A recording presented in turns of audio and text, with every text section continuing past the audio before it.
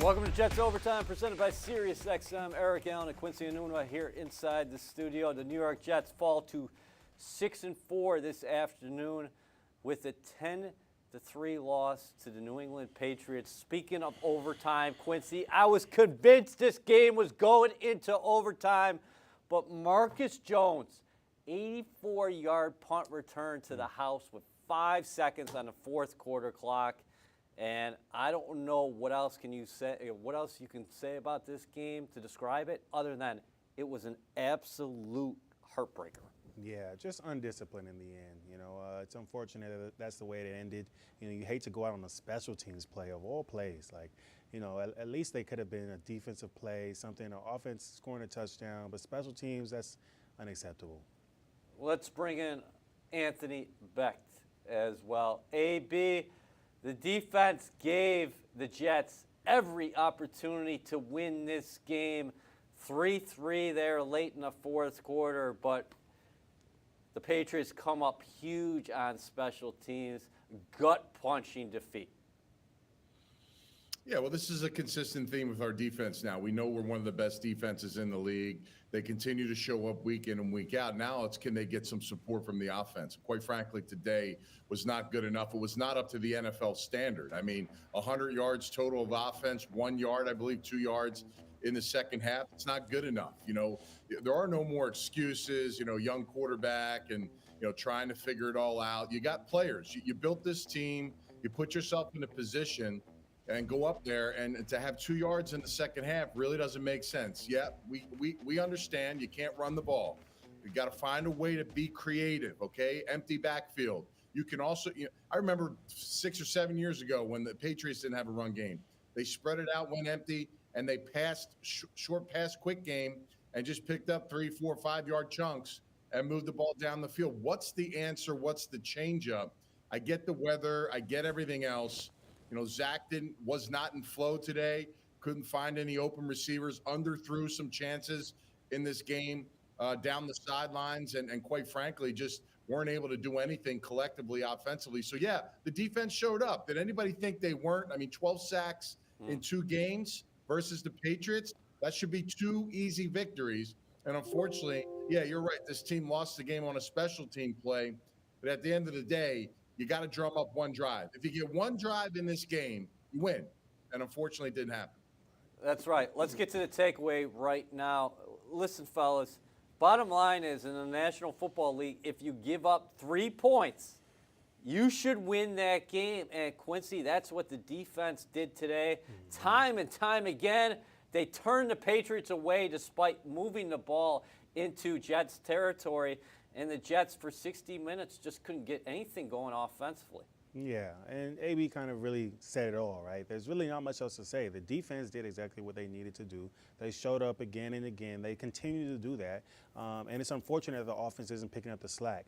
They just couldn't get anything going. And kind of going along with what he was saying earlier, where's the creativity on the offensive side, right? If you don't have a run game, I think even the game after they lost Breece Hall, you kind of saw that there was a lot of indecision, uncertainty. They didn't know what to do. They didn't know what the offensive identity was. And it looks like, again, they don't know that, right? Let's move Zach out of the pocket a little bit. It just seems like right now it's not working for him. The run game is obviously not working. They couldn't get it going. And so, what does this look like for the future? You don't want to be doom and gloom and think that this is what it's going to look like going forward. But if you play good teams that have great defenses and you can't run the ball and then your quarterback can't make the plays, what does that mean for the rest of the season? Anthony, my question is, what happened to the offense that we saw against the Buffalo Bills when Zach Wilson was completing 72% of his passes and the Jets had traction on the ground? Well, what happened, and at what point in the game, why weren't the Jets able to create anything? In that second half, they had 2 yards total offense.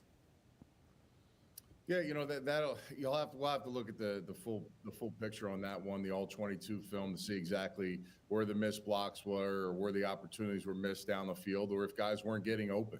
I look at this offensive line, and yeah, there's a lot of players missing. There's no doubt about it. But you got a starting center, a long-time starting left tackle, and a left guard that have played a lot of games in this NFL. All right, run it to the left side, figure out something to the left side. Wear them out. You got 2 tight ends, quite frankly, that, aren't used much in the offense. Well, if you're not passing to them, you better use them as blockers and find a way to run. So you got pieces. The only pieces I saw today, we got 2 starting tight ends on the punt team.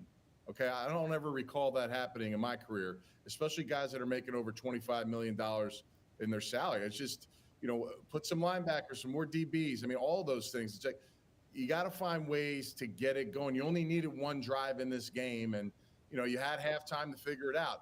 Is this something that can carry over for the rest of the season? I don't know. You're right. I mean, Zach came out. They were doing things against the Bills that, quite frankly, other teams weren't doing. It's 1 game, but in the moment here, in this opportunity that was given to you to put an effort like that on defense was just lights out. You gotta find a way to do it, and it goes on everybody's back on there. Every single lineman, receiver, quarterback, and of course the play caller. You all put it on your back on that circumstance. But again, you just needed 1 drive in this game, and you said it best.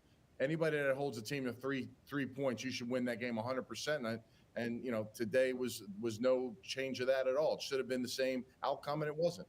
Zach Wilson today, 9 of 22 against the Patriots for 77 yards. The voice of the Jets, Bob Wischusen, talked with the Jets signal caller after the game.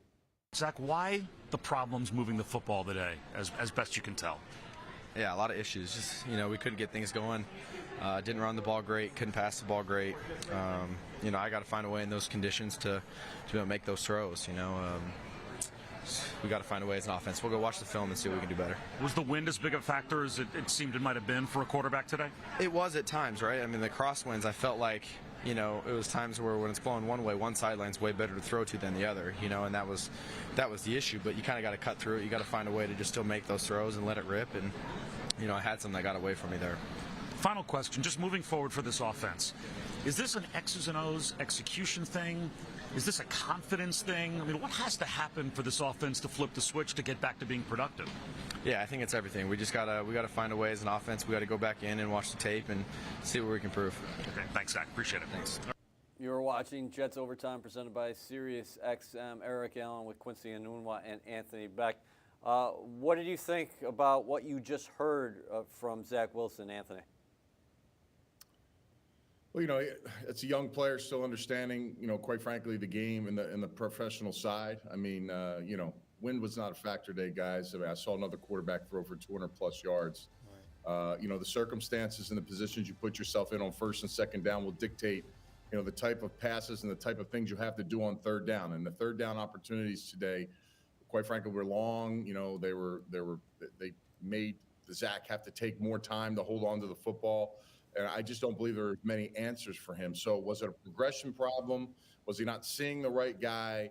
There was a couple missed throws in this game, couple balls that flew out, but I see balls that are going off from point because it's sidearm or you're trying to do something else. I don't see a clean throw being mishandled where it's, the wind blows it. That ball over the middle that I believe McCourty dropped for an interception. Yep.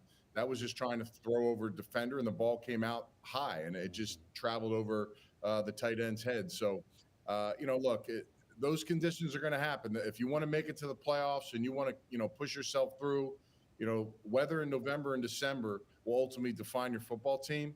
And, collectively, you have to have balance. And today, the run game wasn't there. Zach was in some terrible third down situations, and you weren't able to kind of really get in a flow from a passing game standpoint, and it just hurts your offense from start to finish. Quincy, how tough was that for the Jets offense? Garrett Wilson only had 2 receptions. The first time these two teams met, he had 115 yards receiving. I thought Anthony brought up a very good point about the Jets tight ends. 0 catches combined, C.J. Uzomah and Tyler Conklin. Remember, in the first meeting against the Patriots, Conklin had 6 catches, 79 yards, and 2 touchdowns. Yeah, it actually kind of makes me a little bit curious on what it is that Bill Belichick did. I mean, we could kind of see some of the things. I saw him drop out some guys, drop safeties down a little bit to kind of confuse Zach.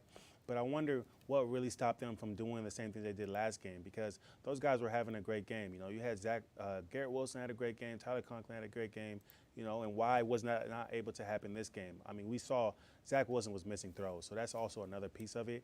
He wasn't getting the protection he needed. That was also another piece of it. But overall, I feel like it was still a winnable game. There were still opportunities left out there. Braden Mann today, 10 punts. He averaged 45.8 yards a punt. 2 of those punts down inside the 20-yard line. Unfortunately, the turning point of this game, a 3-3 ball game that looked destined for overtime, Anthony, has to be the punt return from Jones, where a man wasn't able to get that ball to the sideline. And speaking of the sideline, Jones faked one way towards the middle, and then he got the sideline, and the rest is history. Yeah, I mean, you're seeing it right here. I mean, clearly, he's got to be better. I mean, look, I know he punted outstanding throughout the whole game, but this is the crucial part of the game. There's 20 seconds left. And right there, you know, you got a long snapper and 2 tight ends, two starting tight ends on this trying to make a play, and then you have the rest of the skill positions coming down. I mean, you know, it's inexcusable, honestly. I mean, you would rather shank a ball to the left or the right than to kick it right down to the middle. It's a brutal mistake, and it costs them. We've seen this happen in the NFL in the past. We saw the Giants do it many years ago in an Eagles game to Deshaun Jackson at the end of the game. You pay the price if you kick it in the middle of the field. And I remember one person going off, and it was Coughlin, running on the field, yelling at his punter for kicking it in the middle of the field. So he knows better. You got to be able to do it. You're a pro. You got to at least get it close to the sideline, let alone out of bounds. But nowhere near the hashes can that punt fall. Q, as we watch this again, what are the guys doing? So take Mann out of this. Right. Obviously, he's supposed to get the ball to the sideline. He didn't. What did you see as far as mistake-wise from the coverage units, why they weren't able to bring him down? Yeah, I mean, I think the biggest thing is if you watch it from here, once they punt the ball, everybody is lining up. They're lining up on the right side of the field. They're showing you that this is where we want to go. They're building a wall. Look at everybody's on this side. Every single player, every single Patriots player is on this side, telling you this is where the return is going. I mean, the return did a great job setting up the play, but ultimately you got to see that. You got to know it. People got to communicate. Everybody's going to the sideline. Make sure you're getting out there, staying in your lane, but also making sure that you're knowing that your guy is trying to build a wall to make that return happen. Anthony, what did you think about the way the Jets used the clock prior to the punt? You know, listen, I get it. You know, your offense it's been tough. Yep. And you don't have a lot of confidence, but you do have a lot of confidence in your defense. I mean, honestly, you got to try to use every second and try to push the ball down the field. You know, maybe a no-huddle situation where you're speeding things up may have helped Zach in its offense, but we'll never know. But if, you know, when that 3rd and 1 came and the clock was just kind of letting it go down to put themselves in a position really get to overtime, again, are you just kind of lengthening the inevitable? I just think you got to play the game to win it in regulation. But, you know, listen, that's the choices you make, and you punt it. So you better make it darn sure that you're punting it near the hash outside to the sidelines or out of bounds. And that's the thing. I mean, those little details should be a topic of discussion. So, you know, we got one of the best special teams coaches in football. You know, clearly it was just a mismanaged punt in that situation. And I'm not blaming Mann on this game at all. It's just the circumstance that it came down to. But, you know, collectively it comes down to an inept offense just didn't show up today. And then that was a problem all the way through for 4 quarters. As we look at the game summary, the Jets did indeed catch a couple breaks today. Nick Folk, who's basically perfect on the year, he missed a couple of field goals in between 40 and 49 yards, and the defense continually stepped up after they bent, but they did not break, and they turned the Patriots away, and this game just stayed at 3-3 forever until the Jones backbreaker. Let's bring in Ethan Greenberg from Gillette Stadium. Ethan, a bitter loss for the Jets this afternoon. Offensively, you can point to any number of problems, but the Jets wanted to have offensive balance, and they didn't get anything going on the ground today.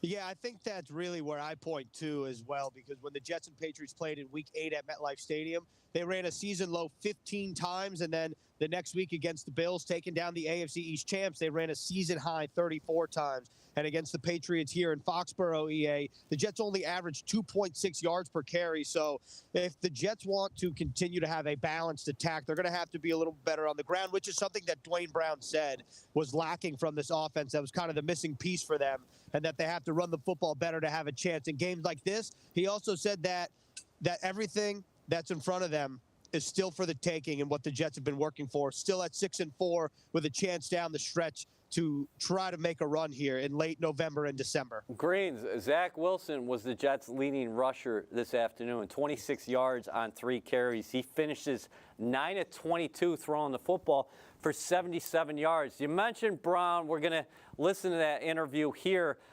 How much will the Jets have to lean on guys like that as they look to move ahead? Because so many people are looking at this game as one with so many opportunities, and the Jets lose in heartbreaking fashion.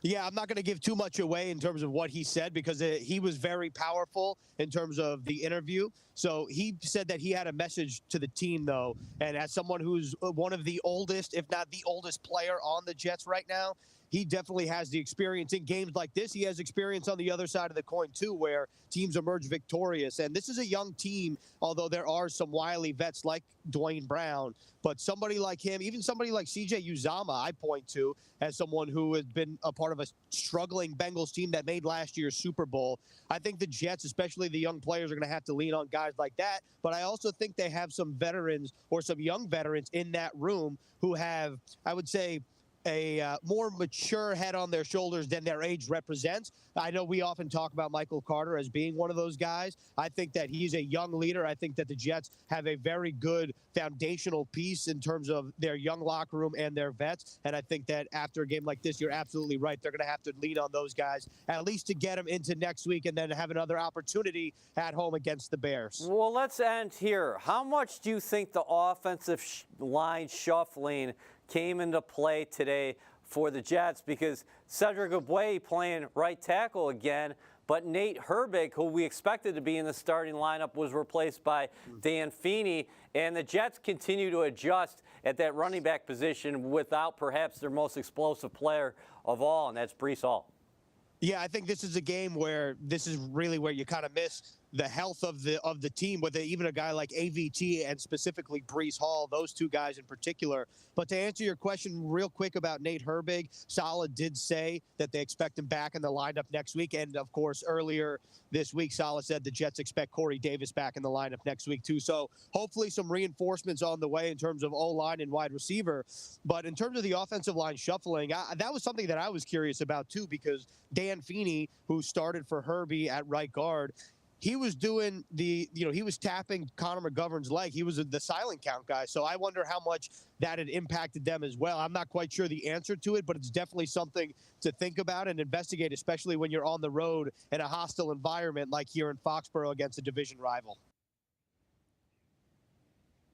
Both the Jets and the Patriots now 6-4, tied in the AFC East, but the Patriots, courtesy of the season sweep now, technically would be ahead of the Jets in the standings. Of course, 7 games remaining. Everybody in the AFC East is 2 games north, at least 2 games north of 500 now. The Jets' defense was splendid throughout the afternoon.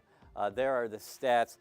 Patriots just 4 of 15 on third down, 27%. And this is another opponent, the defense gave up less than 300 total yards, 297 yards in all from the Pats. Q, let's talk about something good today. The pass rush. The Jets brought it again against the Patriots. In their first meeting against Mac Jones, they had 6 sacks. This afternoon at Gillette Stadium, they had 6 sacks, and John Franklin Myers was doing work. John Franklin Myers and Quincy Williams here. But let's talk about the back end first, right? So a lot of young quarterbacks are going to get confused by this because you'll see a guy here and a guy here. And a lot of times you might think that this safety might be coming to take something away or to double this guy here. So the Jets do a good job of disguising it. But if you're a veteran quarterback, you know stacks and overloads. So you got a stack here. You got one guy here and one guy here. That makes it a stack. So there's a good chance it's a blitz. But the Jets do a good job of confusing him. So now we got Mac Jones in the backfield. He's looking to the left, right? Mm-hmm. Now you see his eyes. He's looking this way. He's looking over here to these guys. He's actually got to play. This guy's coming out, and these guys are supposed to block for him. But unfortunately, because he's looking left, we got Quincy Williams here and JFM here coming for the sack. They do a great job fighting through the block. Quincy Williams is unblocked, and it's a sack. He wanted to come here, but great job. Great blitz. Great job. Look at The Jets do a good job of disguising and making good plays.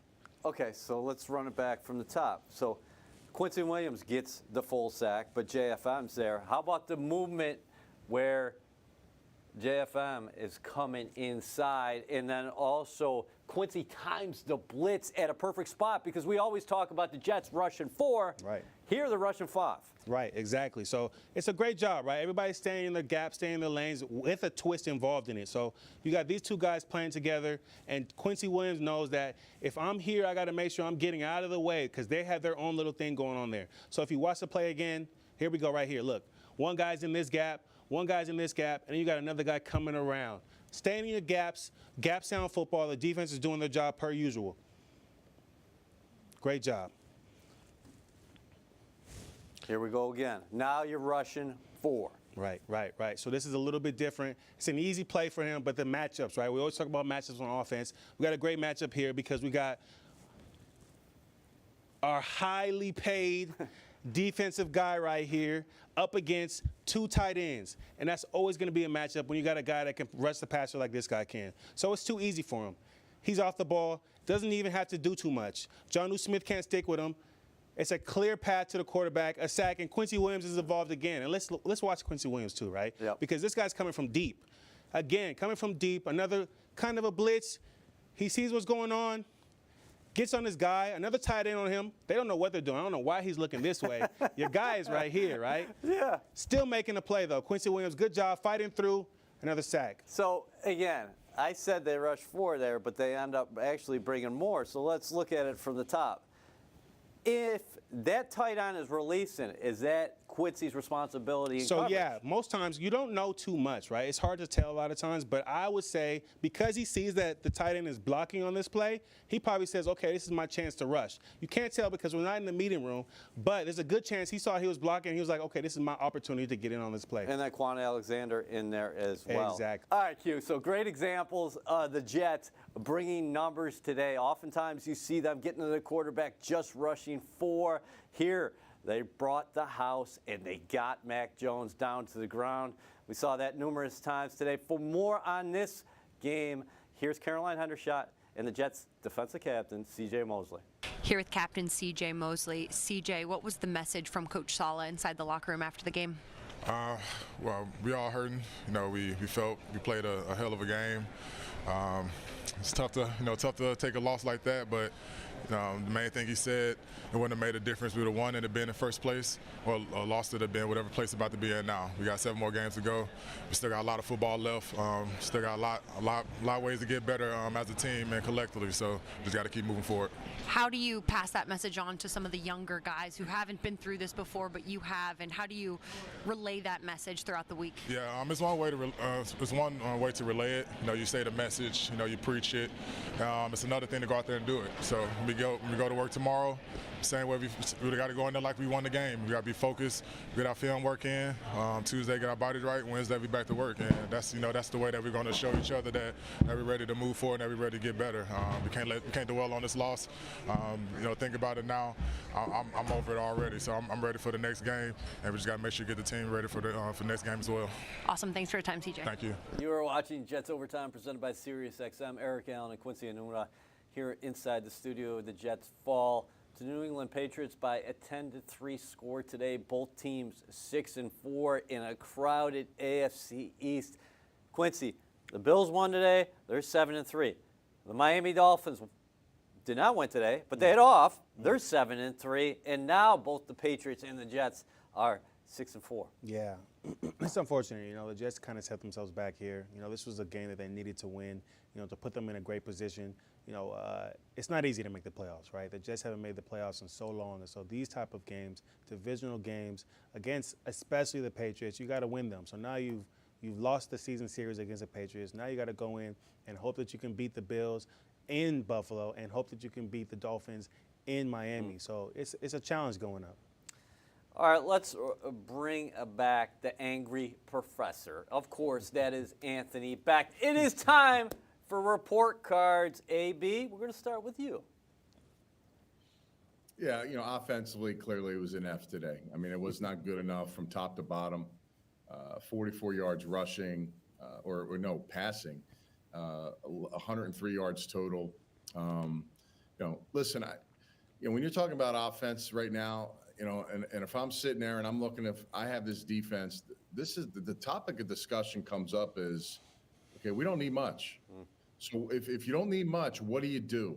I love to see a little more play action, naked bootlegs, easier stuff where the ball gets completed and you have some options, level passing. Those things are actually going to be really good when you have a defense like this. That's something to think about moving forward. But today you didn't have that. You didn't have any opportunities. So, running the game and the passing game, unfortunately, you got to give an F. I can't give a D there because 100 yards, you should have that in a quarter. Defensively was in an A. They did everything they had to do in this game. Could have been an A+, except the fact that the Patriots were able to drive down the field and kick two field goals, which they missed, but and also some missed tackles. So I just took the plus off, but it was an A performance. It was an outstanding performance, and this is what we've been watching every single week. I mean, it's not going to change. Guys are staying healthy, knock on wood, and these guys are going to continue to give the effort because they see now how good they can be. And now that's the expectation level, and they're going to push each other. So that's one side of the ball that's flowing and feeling great. And you got a defensive-minded head coach that they can actually feed off of. Special teams, you went from doing everything right to getting a D, that's kind of catastrophic when you talk about how do you lose 3-letter grades. But unfortunately, it loses the game for you at the end. And I kind of put it on all phases of this. Yes, man's punt in the middle. I still have question marks why Conklin and CJ Uzama are on punt. These guys, again, they're not. I get it. You got to do what you can to help the team, but we have to have better defenders out there. And I'm not blaming those guys for having to do it because they're doing hard. It's just, to me, I just feel like, how does your 2 starting tight ends on the punt team? So it's a tragic way to lose the game, and unfortunately, it falls on the special teams' hands at the end. So that's where I come up with the D. All right, Q. No surprise there coming from AB. Yep. No, I mean, he's got grades that make a lot of sense, right? So if I start with with the offense, I'm giving him a D+. Only reason why I'm giving him a D+, because they really probably should have an F, just like he said, but they didn't turn the ball over. I'm looking for the bright spot. I'm looking for what can I say is positive. What can I go into the next week thinking, all right, this is what we did well. So they didn't turn the ball over. So the last game, Zach threw 3 picks, right? So he managed to not throw the ball over, turn the ball over. And if you look back at this game, I think one of the biggest things that I want to talk about is he was throwing the ball away, but sometimes I feel like maybe he could have scrambled. Is he playing scared? Is there some things going on with him that makes him not want to turn the ball over and so much that he's not doing what he needs to do to help the team win? The guy's in a challenging spot. I don't know what's going through his head. I'm hoping that, he can kind of sit down and figure out what he needs to do to help the team win consistently because he does play well, right? There are games where he plays well. He plays well enough to help the team win. Then when he plays bad, it's just such a drastic swing. And, you want him to be level. You want your quarterback to at least be the guy that's consistent, and it's just not like that right now. So, as an offense, if I talk about the whole offense, obviously they also got to get the run game going. That's another thing. With the musical chairs at offensive line, there's just so much inconsistency. And AB talked about bringing in tight ends to help with the run. I think that'd be great. Maybe putting a tight end at fullback, right? Having somebody else as a lead blocker, something to get a little bit more creative so that then you can add in some more play action passes because getting him on the move, I think that's one of the things that was so alluring about drafting him was the guy can throw well on the move. But we're not seeing that. He's the one that's making himself move out of the pocket and throw on the run, and that's not what you want. You want manufactured opportunities. So now when I go to the defense, I give them an A-. I probably could give them an A. They didn't really do anything bad, right? It was bend but don't break. That's their motto, and that's what they do every week in and week out. They give you a little bit to make you feel a little confident, but then they shut it down. If I'm looking at the Patriots defense, though, it was really don't bend at all. So I feel like because they were able to do that, I got to give the Jets defense an A- because they should have been able to do that same thing as well. I mean, I'm nitpicking here, but it's a loss, so I don't want you to feel too great about this game. You got to have some things that you can get better at. Then the last one, special teams, I gave them a D+. There wasn't really too much negative until that last play, but when that last play is the one that costs you the game, it feels like guys were like, okay, we're going to punt this ball, he's going to down it, and then we'll go into overtime. That's kind of how that looked. And you can't let up on that right there, right? Because there's an opportunity for a big play, there's an opportunity for the game to be over. This should have never happened. Guys should have been in their lanes, should have stopped the play. The punt obviously should have been out of bounds, but you can't control all those different things. All you can control is your individual job, and a lot of guys didn't do their individual job on that play. All right, my report cards go as follows. Let's start with the good. The defense, A. Bottom line, they gave up a field goal. Anytime you win in the National Football, anytime you give up 3 points, you should win that game. The defense played championship-type football. Again, this is an elite unit. They had 6 sacks, 8 tackles for loss. You're talking about a Patriots team that, yes, they had 297 total yards. They went 4 of 15 on third down. This defense is going to keep the Jets into the game every week. Offensively, I'm going to have to give the Jets a D. To Quincy's point, you didn't turn the football over. That's great. In addition to that, though, there wasn't much to hang your hat on. You had the long ball to Denzel Mims down the sideline in the first half, where I actually think the wind came into play to help the Jets. You didn't get much traction in the run game. With all that being said, you can't make injuries an excuse. But the Jets, again, on that right side of the offensive line, started Cedric Ogbuehi at right tackle, and then they had a new starter at right guard again today. As Nate Herbig wasn't in the lineup. His shin didn't allow him to go, so that was Dan Feeney. The Patriots are going to make a lot of opposing offenses not look so good, so I'll give them a D. And then special teams, overall, really sound effort, but you have to be perfect throughout, and you give up the 84-yarder backbreaker to Marcus Jones, because this game's going in overtime, and you never know what's going to happen in overtime. Maybe you do come up with a takeaway. Maybe the Jets offense would have played 8, 12, 16 quarters. They're never going to score. You still had an opportunity to win that game in overtime. Maybe a blocked punt, maybe a fumble recovery. You had to get that game into overtime, and the Jets special teams was tremendous. They have a great coordinator in Brant Boyer. I anticipate that they will be much better ahead, but that's just tough anytime you lose a defensive struggle on an 84-yard punt return with 5 seconds remaining. For more on this game, we're going to go back to Foxborough. Here's Ethan and Dwayne Brown. Here with offensive lineman Dwayne Brown.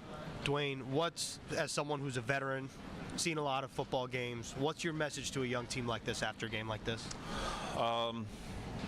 It hurts. It's supposed to hurt.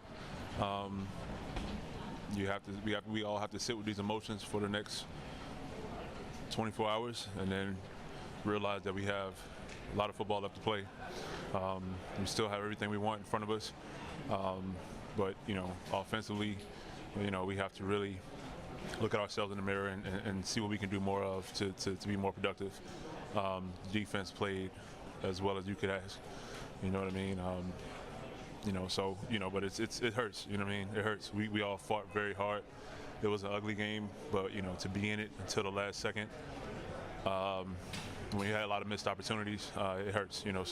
But this is football. This is the NFL. You sit with those emotions, but then you let them go and we move on to next week.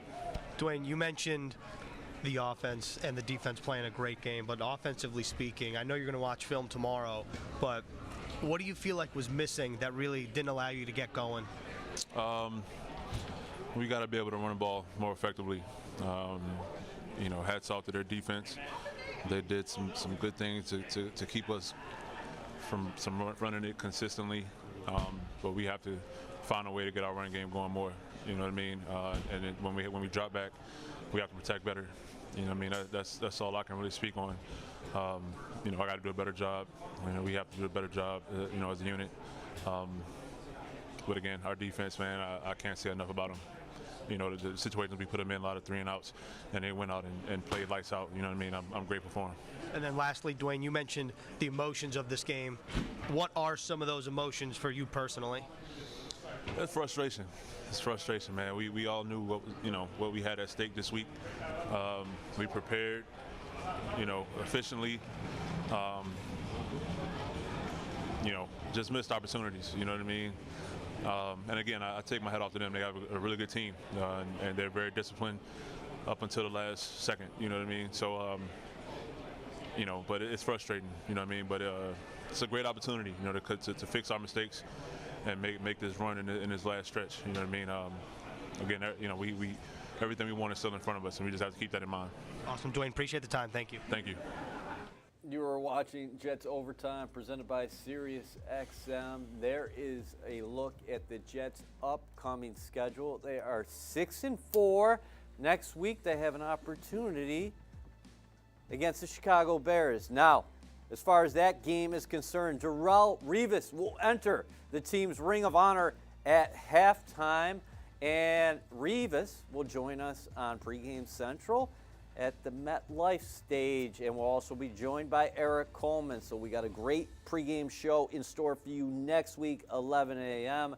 But as we look at the schedule ahead, gentlemen, what do you think about what's on tap here, Quincy? Bears next week. We're going to have to see about the status of Justin Fields. We heard he got banged up today against the Atlanta Falcons at home, and then you got that 2-game stretch, Buffalo Bills, Minnesota Vikings.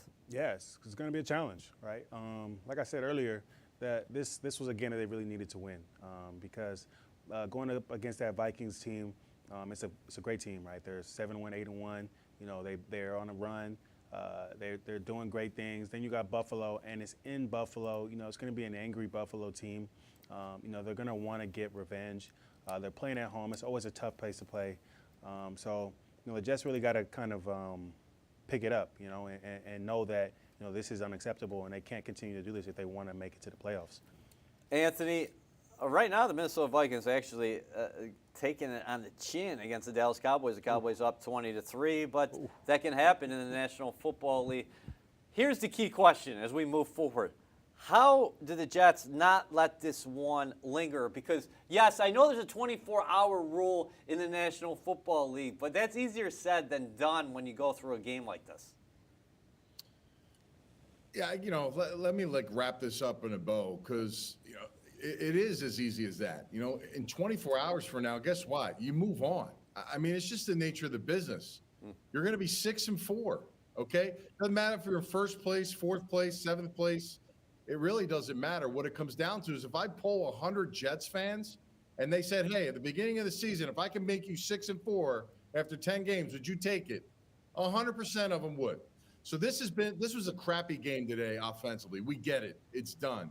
I'm a firm believer in nothing really happens the consecutive week the same way it does, whether it's a win-loss, good play, bad play. Nothing's guaranteed for the defense next week. So how do you make sure that the next week you play, you're better at what you're doing across the board, or at least stay consistent?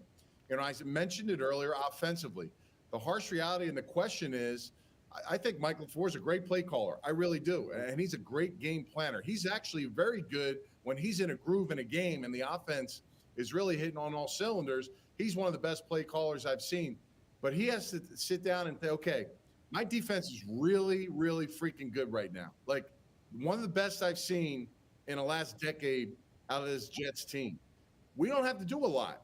Sometimes, less is more. Sometimes when you're in a season like this, you're at 6 wins, you got 7 remaining, you have a chance to really do something special here. What do I have to do to make this better for our team?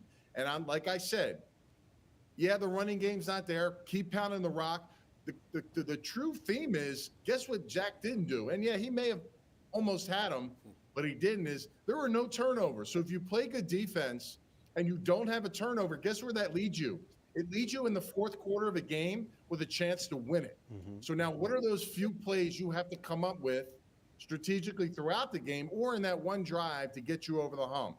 So it's all about trimming it down, slimming it down, making it easier if you have to, And it's not a knock on anything. It's just you don't have to be as dynamic offensively. You just have to move the chains and put yourself in position to score every 2 to 3 drives. And hopefully you can get a touchdown in the mix. And if you do, that's a bonus. That's how good your defense is playing. But 6-4 right now, as tragic as it may have been today, to watch that game and to lose, yeah, it's as easy as waking up in 24 hours, man, and saying, hey, let's go get one next week and see how the chips lie. And I really think they will against the Bears because they're going to be a much better team than them at home where they get themselves back on track with the W. Hey, that is the head coach of the St. Louis Battlehawks, Anthony Beck. Turn the page, 24 hours. It's the National Football League. We got 7 games remaining. We're still 6-4.